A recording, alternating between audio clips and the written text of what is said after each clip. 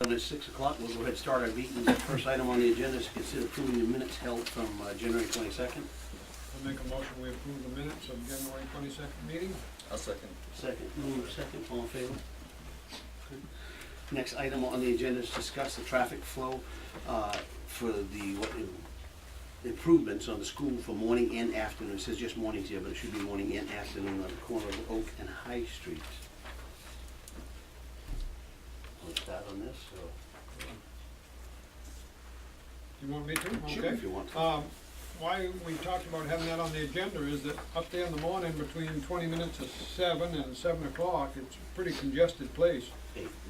I mean, I get up so early. Yeah, noon's early. And we talked before about, whether we should have an officer out there or somebody directing traffic. Today I went a couple days and looked, and there wasn't anybody there directing traffic, and it was quite a mess there. For people trying to get through, going to work and dropping their kids off. So I think we ought to have it on the agenda to see what we ought to do about it.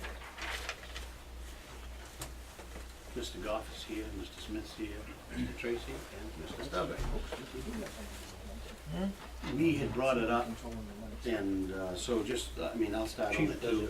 I work for RSU 18 during the course of the day, and I've been out on the traffic corner many times, and it backs up traffic. So recently I had come, and Dana and I were talking about it, and we were talking about it, and it's really a hazard out there. So we figured we'd put it in there, see what we could do to solve the problem with the help of the police department, with the help of the transportation department, and come to terms the best way we could handle. As I talked to Dawn today, and Dawn so eloquently put it, so if I say anything, then yell, scream, hoot, and holler. That's a problem that will not be solved. It's a problem that will not be solved. We can't put a rotary in there. We can't build a bridge. We can't stop people from coming there. So we together collectively have to come up with a solution that is good for the school, good for the police department, and good for the safety of the townspeople of Oakland. Simply as put as that. Correct? Without any ideas, anything, Mr. Goff, do you have anything to put onto that? No, I just think that, that there's a great volume of traffic, especially what Dana just said.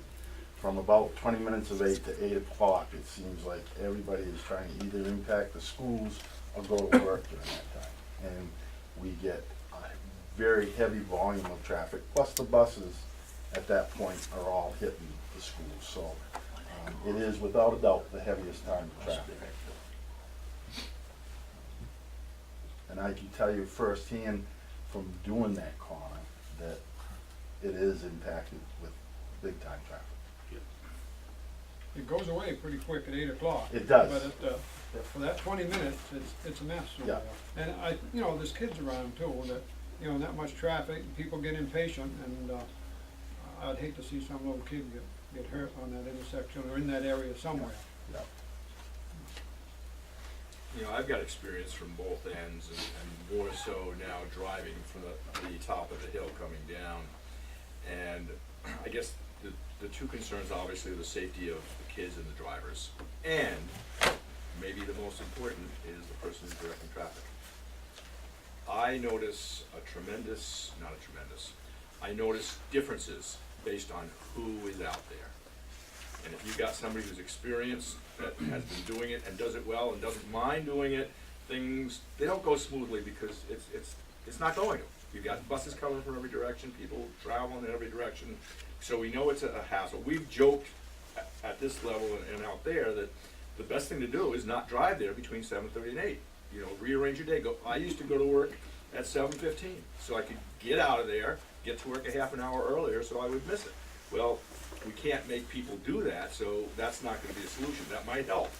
But I guess the concern is if we have different people directing traffic and some of those people either aren't comfortable or aren't good at it, then it puts them in danger and the people who are driving or walking. So I guess part of me says we need to come up with a practice of at least having somebody on that corner who wants to do it you know, personally, they don't mind being out there directing traffic, because it can be intimidating. Will be able to put up with the occasional driver who gets angry and ugly and speaks inappropriately at the driver. And, you know, obviously, the police are the natural, but that's a cost issue that, who pays for it? So I think if we get a person there that's experienced and at least knows what they're doing, that'll make it as safe as we probably can make it, unless we stagger bus times, stagger school times, and I'm not gonna suggest that because, you know, that creates a lot of other nightmares. Chief? My personal opinion is you don't need anybody there directing traffic. You need somebody there getting the kids across the street safely.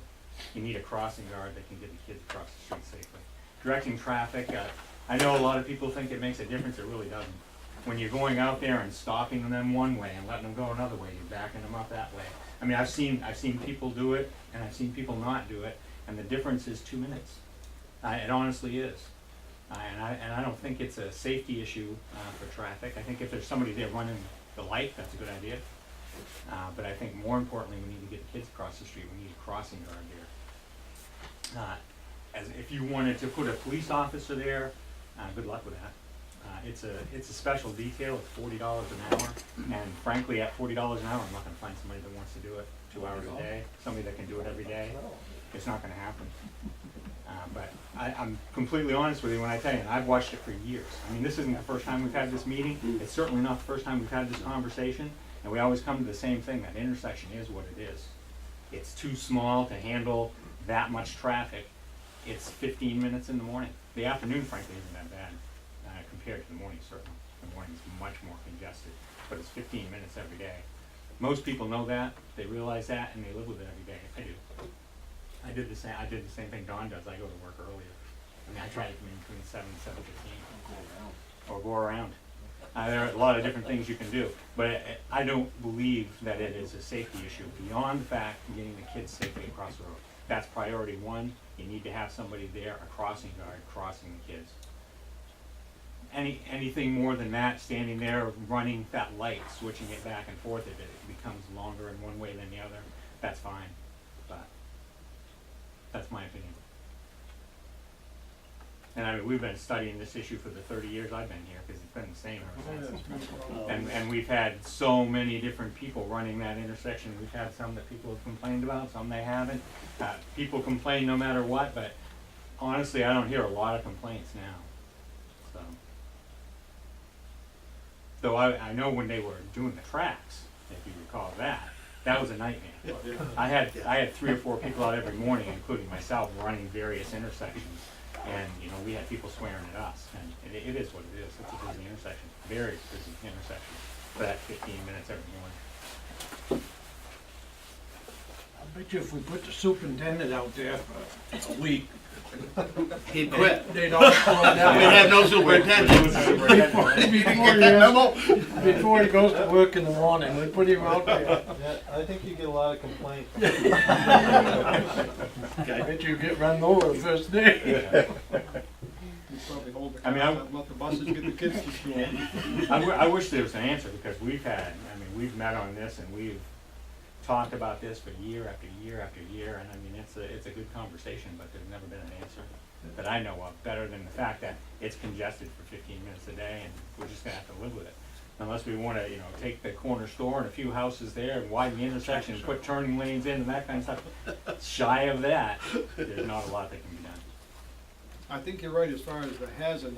I don't think there's a hazard to traffic. It's frustrating, but there Very is a frustrating. hazard to the children that are trying to cross, and people get a little frustrated. They get Yeah. running the lights a little bit, and you know, when they do get a chance to go, they fly, whether there's anybody there or not. So If you have somebody there crossing the kids safely, that's what's important.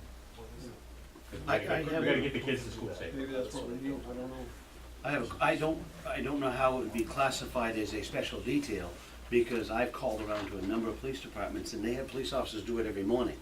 And if you have school Where would resource they be? officers, Because I don't know of any. if you have school resource officers, down in Androscoggin County, that Auburn does it and Lewiston does it, and they actually have police officers standing there. at the corners. They're not controlling- regular police officers, Mike. Controlling traffic. They're Well, they- parking that's- control officers that are you know. civilians.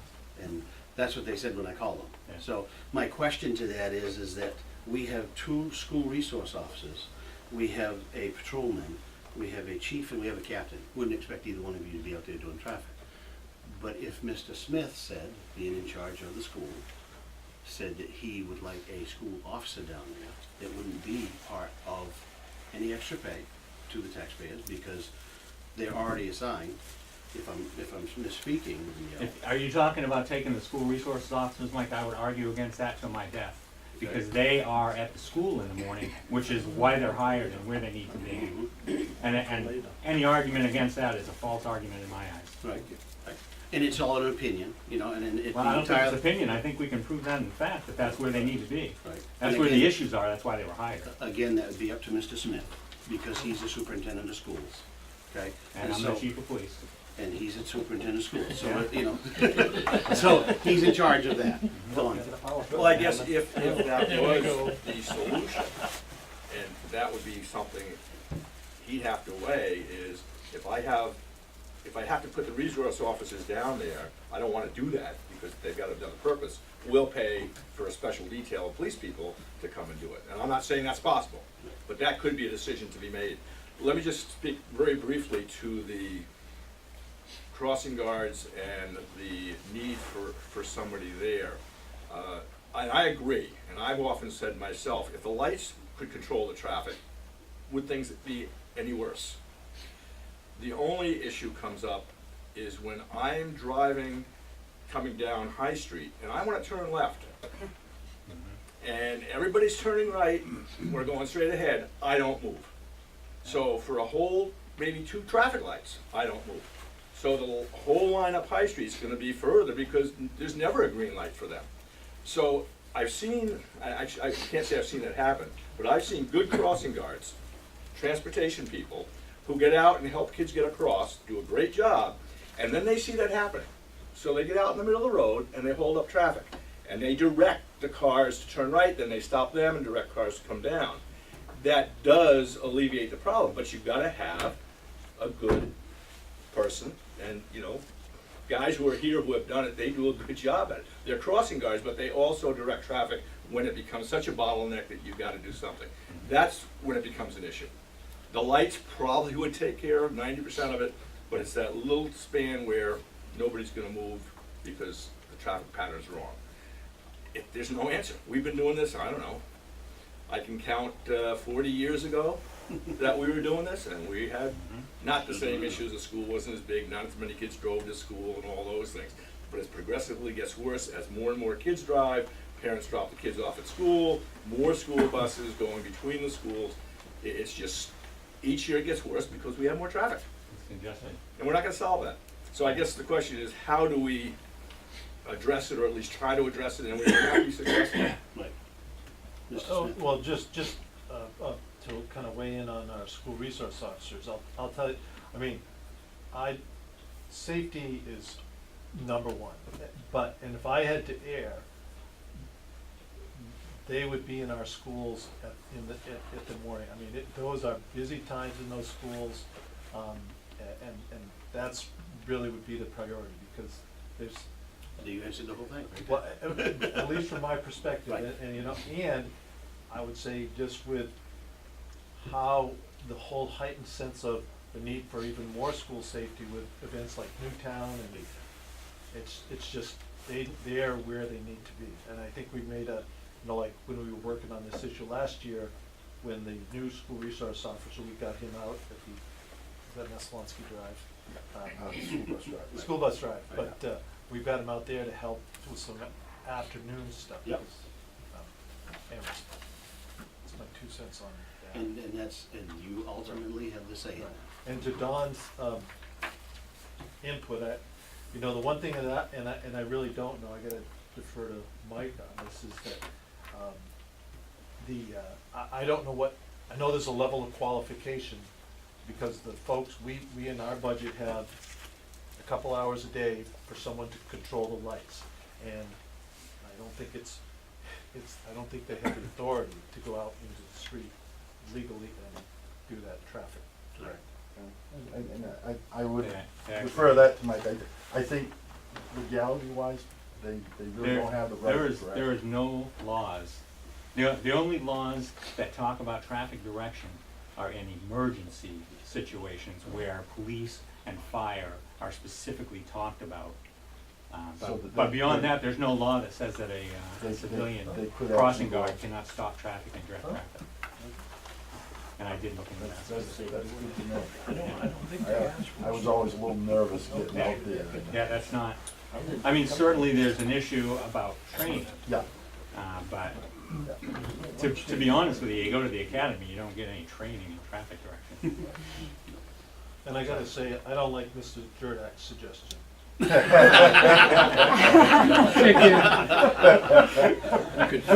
see what something, John? One thing I noticed one day when I made a mistake and came down that way without thinking, was that the entrance to the school is quite close to that intersection. And what happened the morning I was there, cars coming from this direction up past the school, got backed up down in front of the entrance to the school, so when the buses got down there, they couldn't even turn in. And that backed the traffic back up. I don't know if there's another way, maybe of finding another way to get school buses into those schools versus that shorter distance from the intersection. It's a thought, get quite a lot of land in there, but I don't know. I would say that, as Mike said earlier, we've looked at this and we've gone through this, I don't know how many times.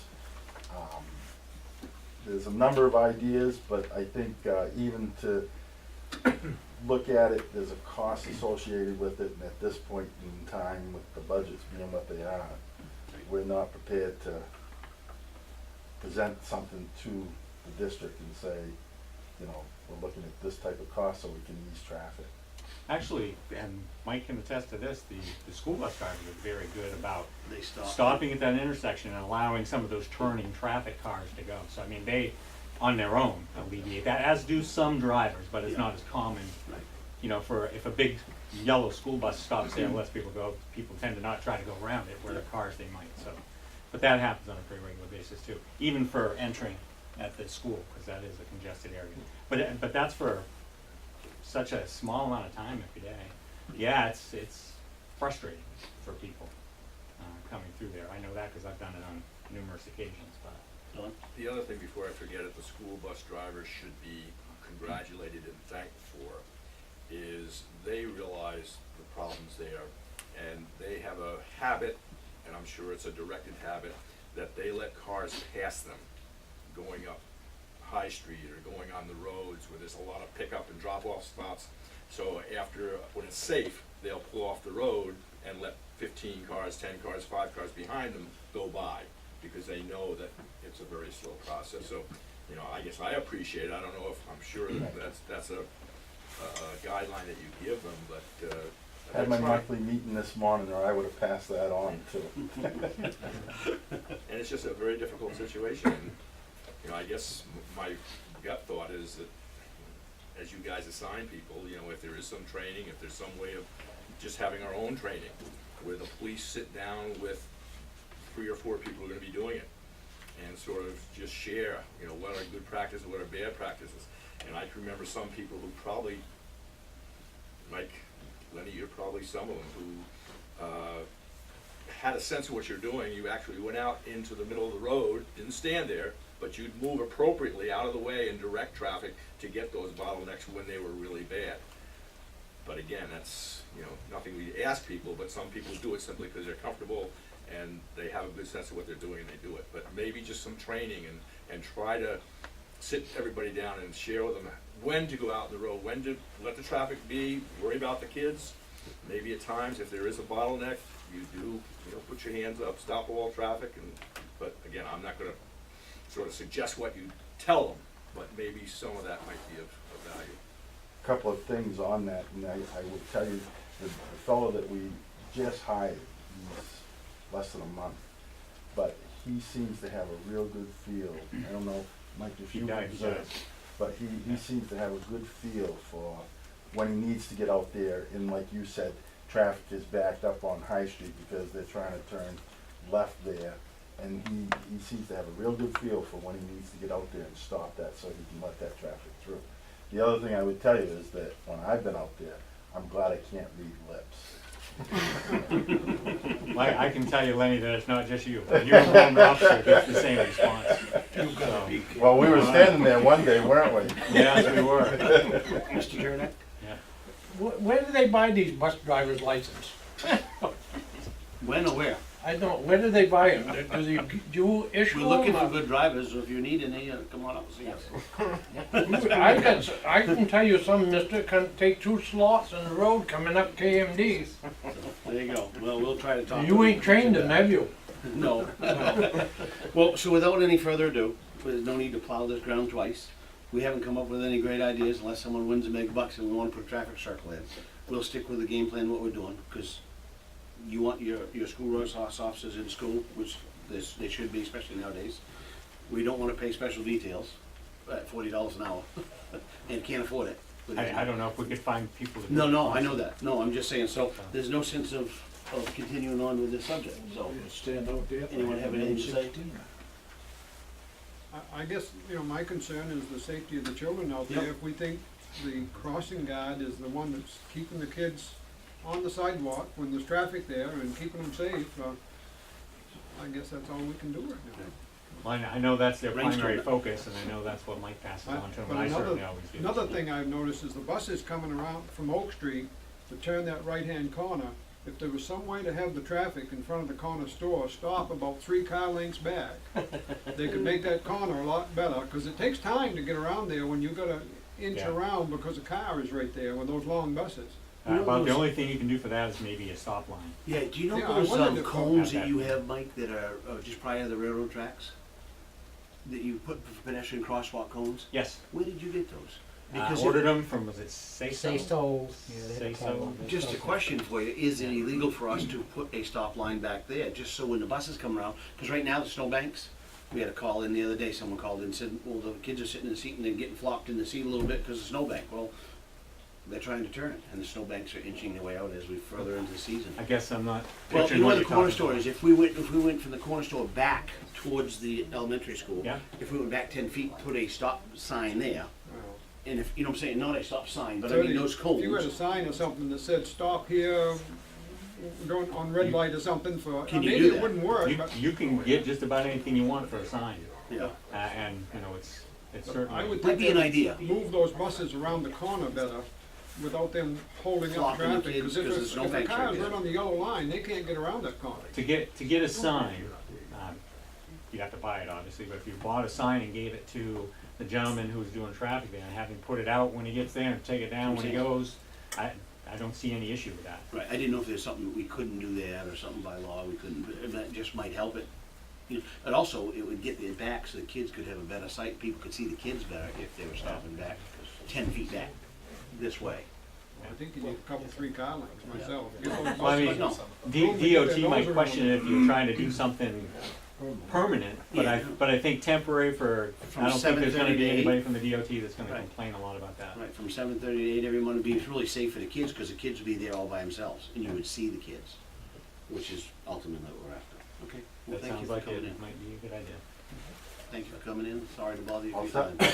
time. Item number 3 is here presentation discussing a TIF, and we have a couple of people. Thank you. Thinking I might move up, so. You moving up? Please Move in the hot seat. to this No, I haven't. Just take that and look at it. The same thing the school might be interested in, hanging in the car or somewhere, or maybe you got an art teacher. I don't know. To me, it looks like Kim is an art teacher. I think it's nice. Thank you. sure. Need some help? Music campaign?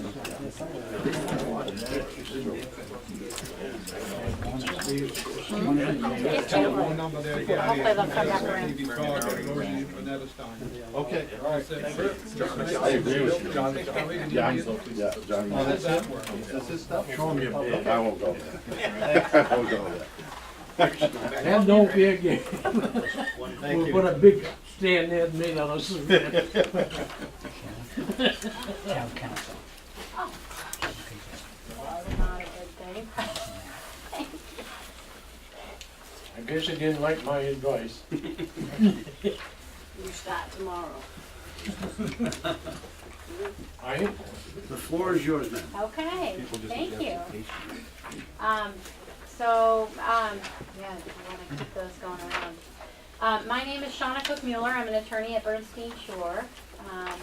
Lee Bragg said to say hello, my colleague. I'm here tonight to talk about tax increment financing, and in light of your new natural gas pipeline project, Peter thought it was a topic that would be relevant for you all as you consider how that new property tax value is going to benefit the town and how you can maximize that benefit. And Peter just pointed out to me I have a horrible error on the first page here that I call you a board of selectmen, so I apologize for that.